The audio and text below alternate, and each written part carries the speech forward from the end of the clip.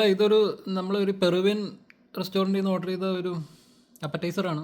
ചോർട്ടോസ് ലാ ചലാക്ക എന്ന് എഴുതിയേക്കണം.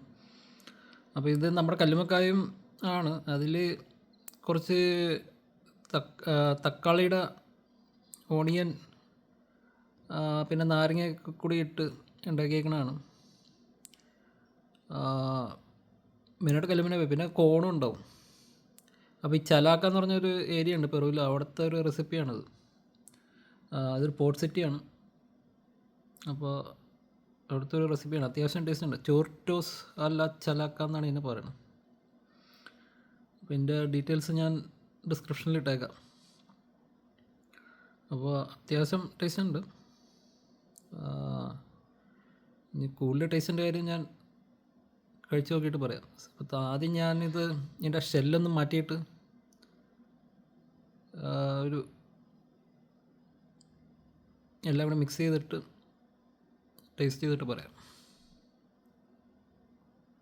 അപ്പോൾ ഈ ചോർട്ടോസ് അല്ല ചലാക്ക ഞാനിപ്പോൾ അതിൻ്റെ ഷെല്ലൊക്കെ എടുത്ത് മാറ്റി, പിന്നെ മറ്റേ ആ കോൺ,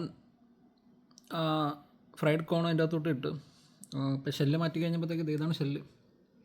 അപ്പോൾ ബേസിക്കലി ഇത് കല്ലുമ്മക്കായ തന്നെയാണ്, പക്ഷേ ഇത് ഒരു സെവിസ്റ്റേ സ്റ്റൈലിലാണ് ഉണ്ടാക്കിയേക്കണം. നാരങ്ങ നീരിൽ പിഴിഞ്ഞിട്ടേക്കാണ്. പിന്നെ ഇവരുടെ എന്താ പെറുവിന് ഒരു ബീൻസ് അതൊക്കെ ഉണ്ട്, മക്കോബ ബീൻസ്. എന്തായാലും നല്ല ടേസ്റ്റ് ഉണ്ട്, സെവിച്ച് കഴിക്കണ പോലെ തന്നെ, സെയിം തന്നെ. അപ്പോൾ ടേസ്റ്റുള്ളൊരു ഐറ്റമാണ്. സാധാരണ ഈ ലാറ്റിൻ അമേരിക്കൻസിൻ്റെ പൊതുവേ അവർ ഇവിടുത്തെ ഹോട്ടലുകളിലൊക്കെ സ്പൈസ് കുറച്ച് ഇടണം, നമ്മൾ പറഞ്ഞാലേ സ്പൈസ് ഇടുള്ളൂ. എന്നാലും ഇതൊരു സെവിച്ച സ്റ്റൈലായതുകൊണ്ട് ഒരു പ്രത്യേക ടേസ്റ്റ് ഉണ്ട് അതിന്. അപ്പോൾ എല്ലാവരും ട്രൈ ചെയ്ത് നോക്കുക ഈ ഡിഷ്. അതിൻ്റെ ചോർട്ടോസ് അല്ല ചലാക്ക. ഇതിൻ്റെ ഡിസ്ക്രിപ്ഷൻ, അതിനെ പറ്റിയുള്ള മെനുവിനെ പറ്റിയുള്ള ഡീറ്റെയിൽസ് ഞാൻ ഡിസ്ക്രിപ്ഷനിൽ ഇട്ടേക്കാം. ഓക്കെ, അപ്പോൾ എല്ലാവരും ട്രൈ ചെയ്ത് നോക്കുക. ഇത് റെസിപ്പിയൊക്കെ നെറ്റിൽ ഇഷ്ടംപോലെ അവൈലബിൾ ആണ്. നമ്മുടെ നാട്ടിലും ചെയ്യാവുന്നതാണ്.